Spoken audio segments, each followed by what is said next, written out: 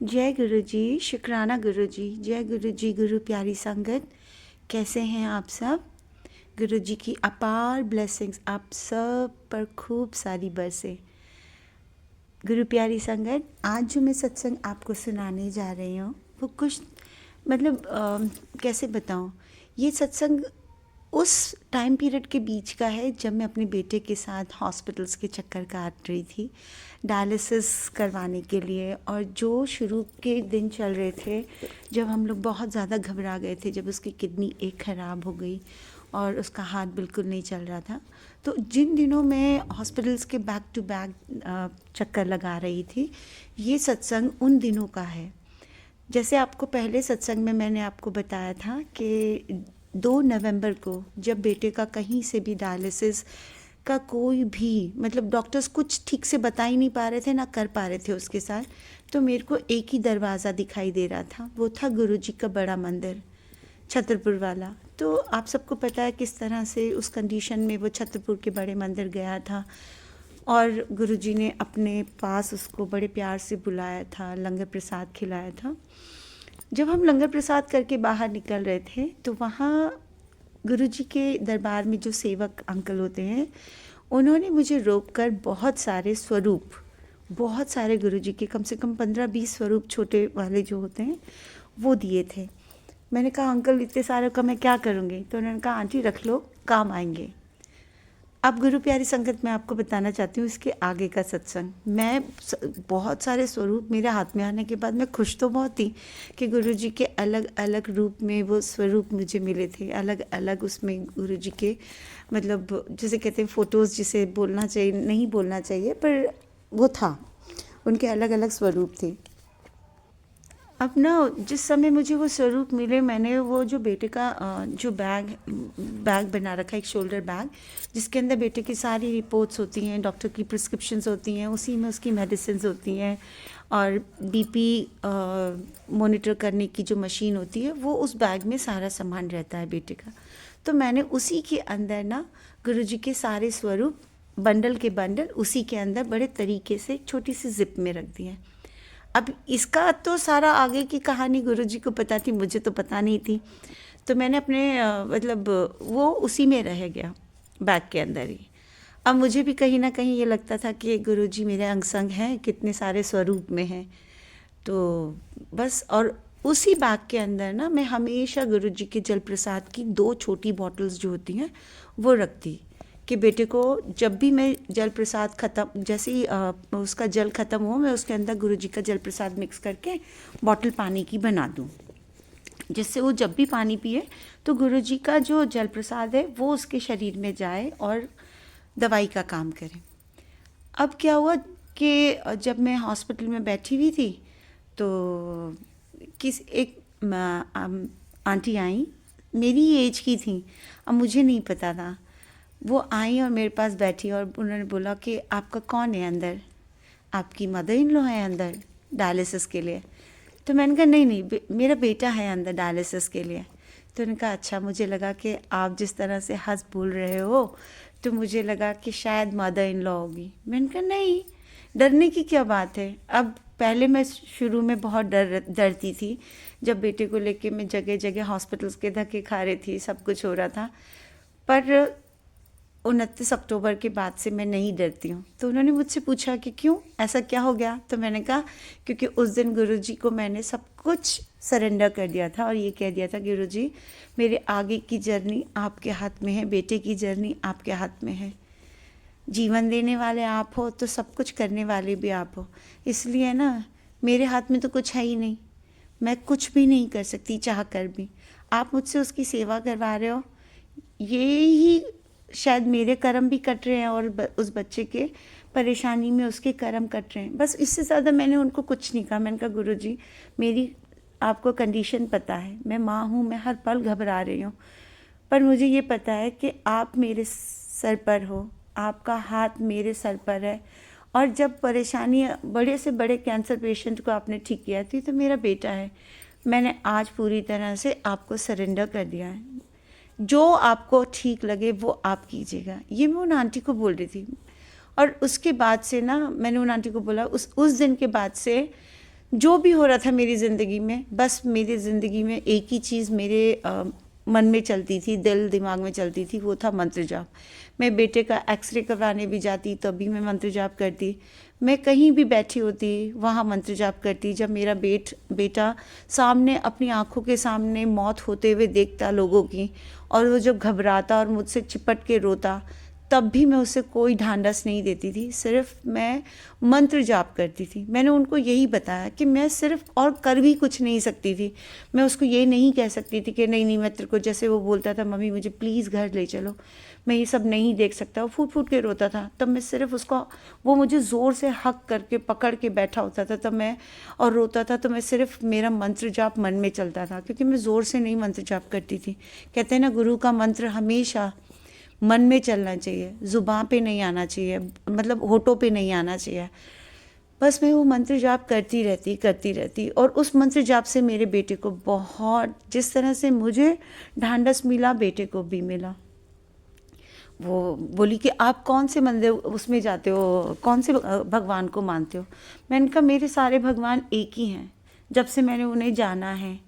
तो उन्होंने मुझसे पूछा वो कौन है? मैंने कहा गुरुजी। तो बोले वो गुरुजी तो नहीं, वो जो छतरपुर वाले हैं। मैंने कहा हाँ वही छतरपुर वाले गुरुजी, मैं उन्हीं की बात कर रही हूँ आपसे।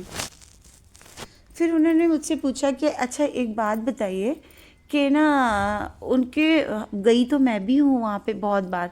अच्छा उन आंटी की ना बिटिया डायलिसिस के लिए आई हुई थी, तो मैंने ऐसे ही पूछा कि बिटिया को क्या हुआ आपकी? तो उन्होंने बताया कि ऐसे ही स्कूल के अंदर, मतलब सुबह अच्छी खासी स्कूल गई, स्कूल में जाती है ना उसका बीपी इतना शूट अप हुआ कि वो बेहोश हो गई, और जब डॉक्टर को लेके जाकर दिखाया तो तुरंत बस डॉक्टर ने यही कहा कि आपकी बेटी की किडनी सिकुड़ गई है और ख़राब हो गई है। तो ताज्जुब की बात तो थी कि छोटे छोटे बच्चे ऐसी बीमारियों में जा रहे हैं, बीमार हो रहे हैं। जो 60 साल की उम्र में लोगों को बीमारियां होती थी, अब वो छोटे छोटे बच्चों को हो रही हैं। जैसे मेरा बेटा है, उन आंटी का बेटी है। तो आंटी ने मुझसे सिर्फ इतना ही कहा, आपके पास तो आप हमेशा अपने पास जल प्रसाद रखते हो?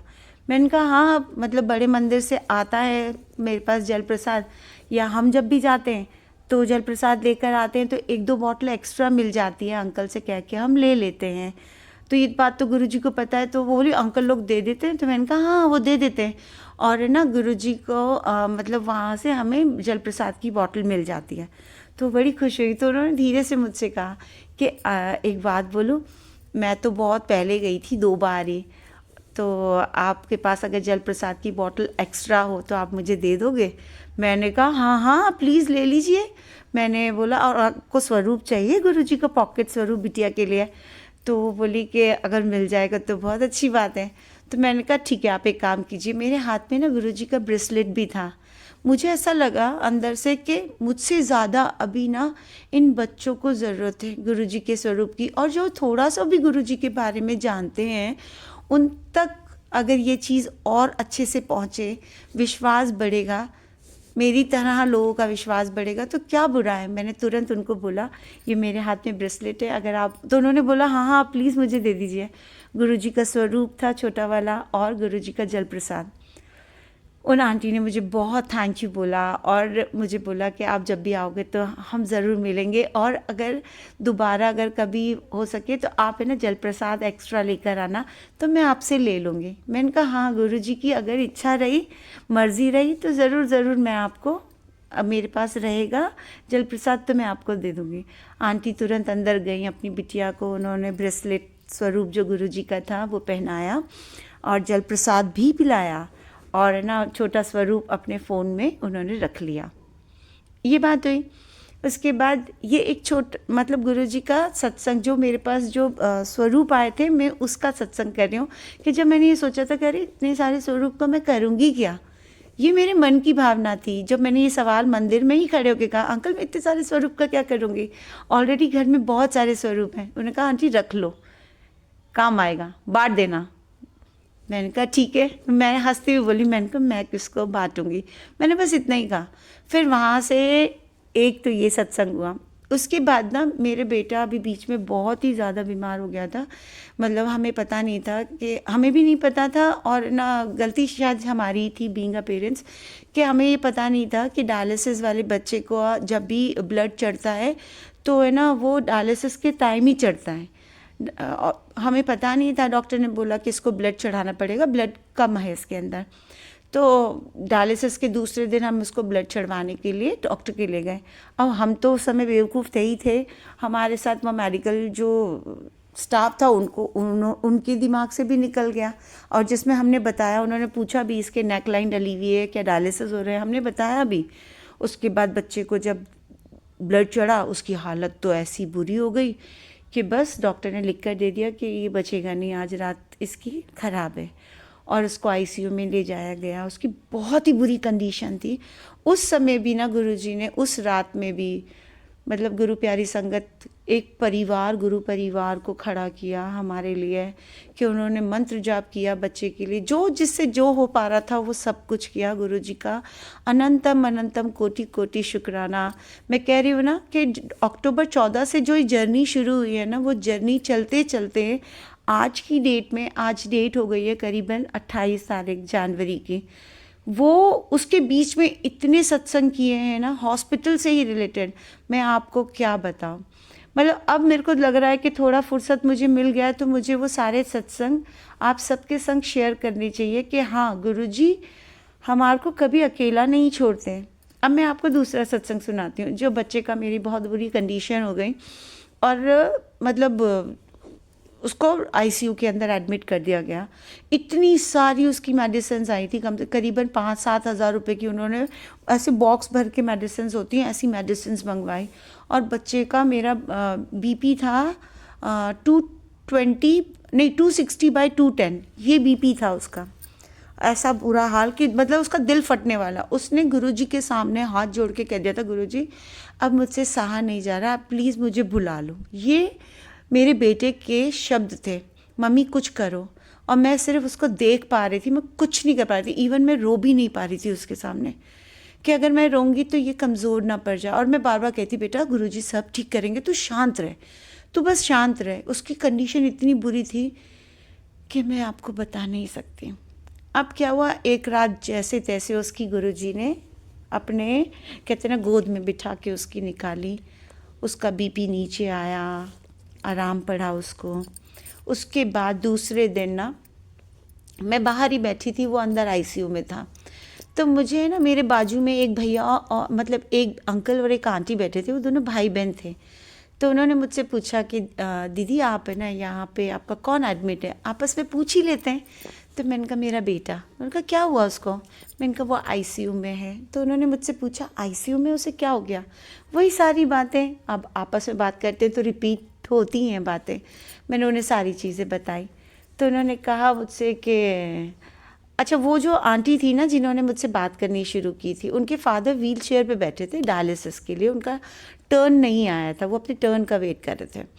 इतने में क्या हुआ कि वो बिटिया बोली, उनकी दीदी जो थी, कि ना, मैंने उनको बोला, मैंने कहा आप एक बार है ना छतरपुर वाले मंदिर है ना गुरुजी का, बोले हाँ हाँ मैं जाती हूँ वहाँ पे। तो मैंने कहा आप है ना वहाँ से अंकल को लेकर जाओ ना एक बार वहाँ पर। तो बोली कि ना मेरे घर में ना, मतलब मैं ही गई हूँ गुरुजी के मंदिर, और मेरे ससुराल वाले सब मानते हैं गुरुजी को, और हमारे घर में तो स्वरूप भी है। तो मैंने बोला और आपके पापा के घर में, बोले नहीं उनके घर में स्वरूप नहीं है। तो मैंने कहा अच्छा। फिर बोले कि मैं ना उस समय गुरुजी का जल प्रसाद बेटे की बोतल के अंदर डाल रही थी, क्योंकि एक बोतल ख़त्म हो चुकी थी उसकी, तो बोतल बना रही थी। तो उन्होंने कहा ये वहीं का जल प्रसाद है ना। मैंने कहा हाँ ये गुरुजी का जल प्रसाद है, जितनी कोशिश हो पाती है उतना मैं ये जल प्रसाद उसको पिलाने की कोशिश करती हूँ। दवाई में हो गया और मतलब खाने के अंदर हो गया, जिस जिस चीज़ में हो सकता है उस चीज़ में डाल के उसे देती हूँ। तो उन्होंने तुरंत मुझसे कहा दीदी आपके पास और है। मैंने कहा हाँ हाँ है। तो बोली कि ठीक है आप मुझे दे दो। और तो फिर मैंने उनसे पूछा आपके पास स्वरूप है। तो बोले कि ना मेरे घर में है, पापा के घर में तो नहीं है। तो मैंने कहा अगर आप बोली मैं बहुत मानती हूँ। मैंने वही कहा उनसे कि अगर आप उनको मानते हो, बोले मम्मी पापा सब मानते हैं मेरे घर में, पर हमारे पास स्वरूप नहीं है। तो मैंने उनसे कहा ठीक है, गुरुजी ने शायद ये स्वरूप। फिर मैंने उनको वो सत्संग सुनाया जो अंकल ने मुझे, जब बेटे को लेकर मैं गई थी 2 नवंबर को, जब उसकी कंडीशन बद से बदतर थी। मेरे को सिर्फ एक वही दरवाज़ा दिखा था, जब मैंने बेटे से कहा था कि सब जगह हम धक्के खा के आ गए बेटा, बस एक बार मेरे कहने पे गुरुजी के मंदिर चल ले, जिस कंडीशन में तू है ना, बिना नहाए धोए कोई बात नहीं, तू चल ले। ये सारे सत्संग मैंने उन आंटी को सुनाए। तो उन्होंने कहा, फिर मैंने गुरुजी का एक ना स्वरूप, जो गुरुजी का ऐसे ऑरेंज कलर की शर्ट में है, ऐसे करके पीच कलर की शर्ट में है, और उन्होंने गाल पे ऐसे हाथ रखे थे, वो मेरे मोबाइल में ही था। मैंने तुरंत उनको बोला, मैंने कहा दीदी देखो, हो सकता है गुरुजी की महिमा है ये, तो गुरुजी अपनी महिमा को जाने कि क्या है उनकी महिमा, कहाँ कहाँ तक ये मेरे हाथ से ऐसे समय पे उनको स्वरूप जिनको जो ज़रूरतमंद है उन तक पहुँचा रहे हैं। और है ना, जल प्रसाद की सेवा दी है। इस समय मैं कोई सेवा तो कर नहीं पा रही हूँ, सिर्फ गुरुजी जब मुझे बोलते हैं, उनका इशारा मिलता है, तब मैं ये सेवा कर देती हूँ। तो वो इतनी खुश हुई, उन्होंने माथे पे उनको गुरुजी के स्वरूप को इतनी बार लगाया। और जैसे उनके फादर मतलब उनके फादर अंदर डायलिसिस के लिए जा चुके थे, और उनके ब्रदर भी अपनी जॉब पर जा चुके थे, वहीं से निकल गए थे, ड्रॉप करने आए थे अपनी सिस्टर को और अपने फादर को।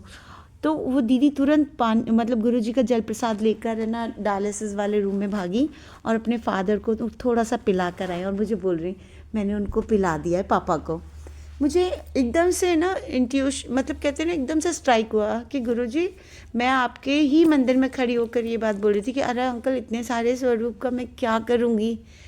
पर अब पता चल रहा है कि आपको सेवा लेनी होती है, आप कहीं से भी सेवा ले लेते हो। इस समय मैं सेवा नहीं कर पा रही हूँ, मैं किसी सत्संग में नहीं जा पा रही हूँ, पर आपकी महिमा को समझना भी चाहे ना, तो हम नहीं समझ पाते हैं कि क्या आप करने वाले हो, कौन से मोड़ पर आप क्या करने वाले हो। और मैं इतनी सरप्राइज़ हुई, पर फिर मैंने कहा नहीं गुरुजी, सरप्राइज़ होने की तो बात ही नहीं है। अच्छा, मतलब ये एक और सत्संग हो गया। अब इसके बाद ना एक सत्संग और सुनाती हूँ।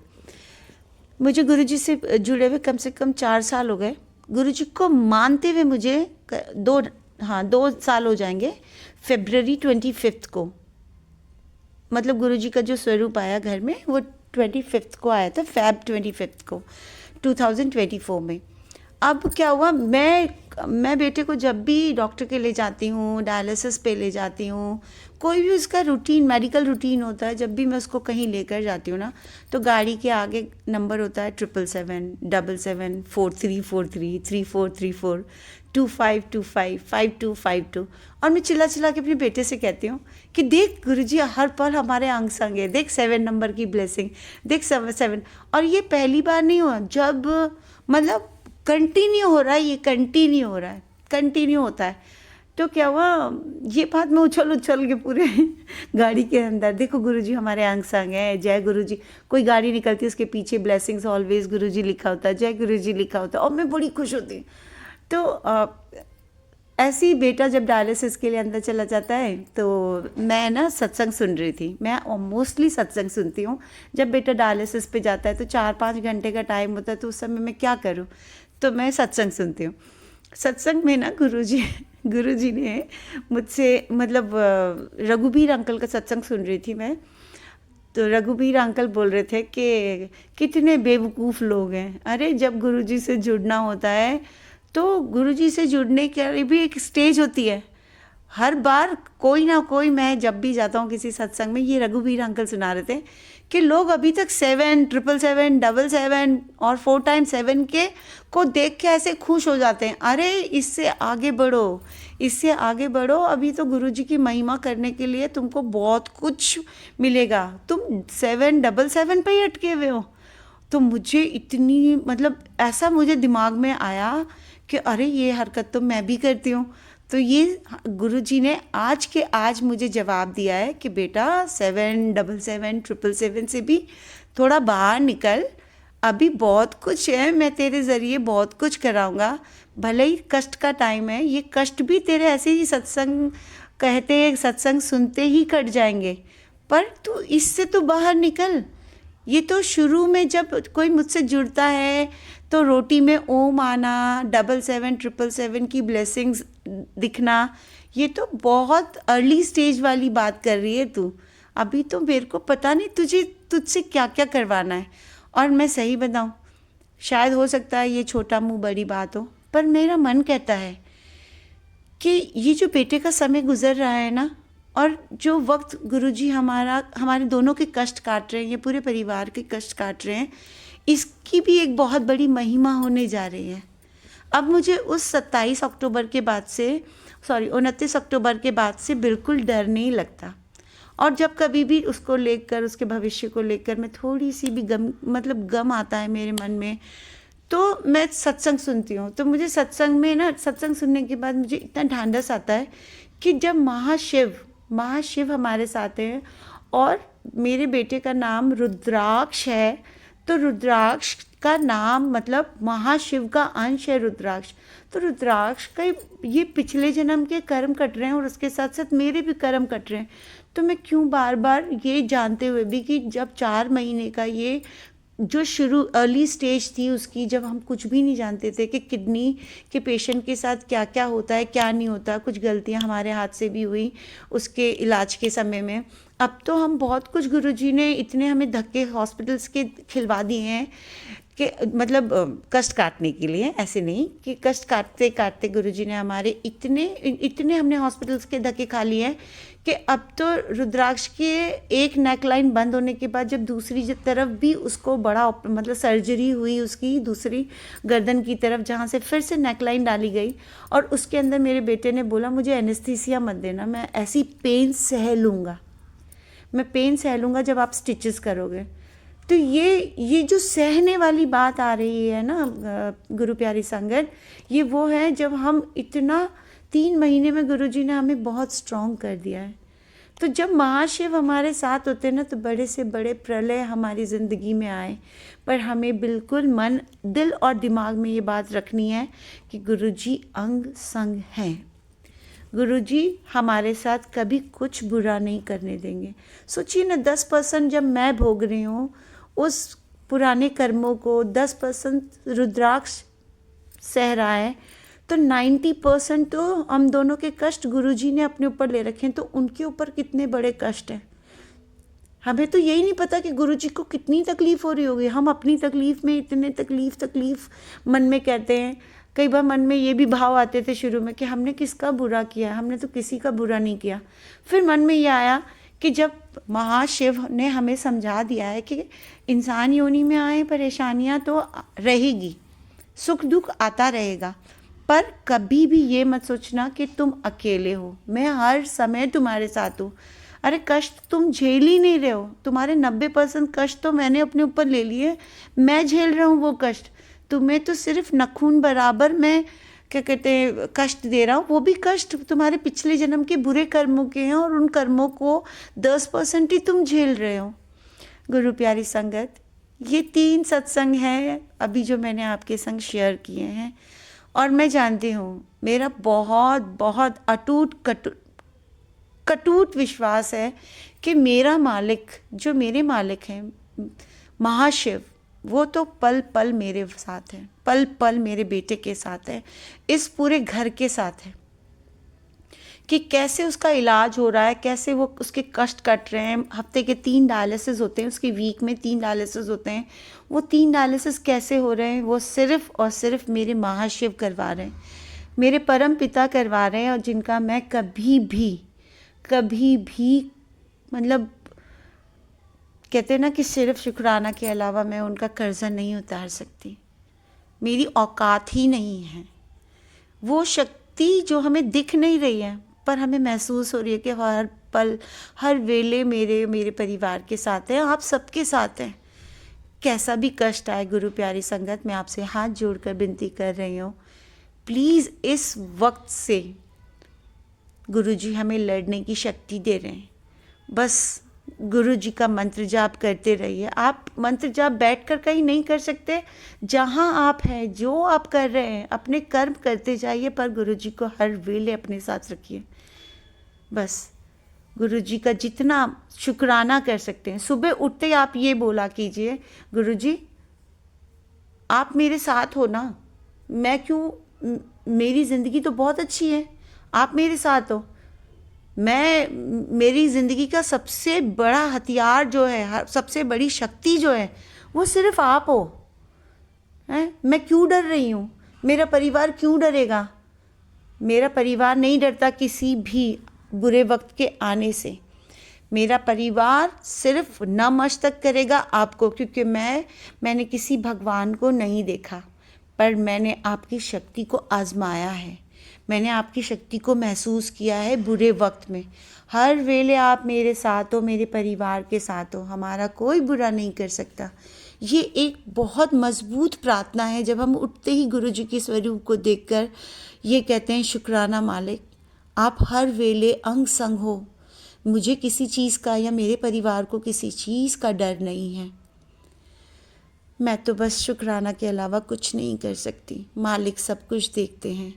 बस गुरु जी, गुरु प्यारी संगत, मैं हाथ जोड़कर आप सबसे यही विनती करती हूँ, सब कुछ कीजिए ज़िंदगी में, मालिक को मत भूलिए। वो मालिक जो अंग संग हमारे हर कष्टों को अपने ऊपर लेकर चल रहे हैं।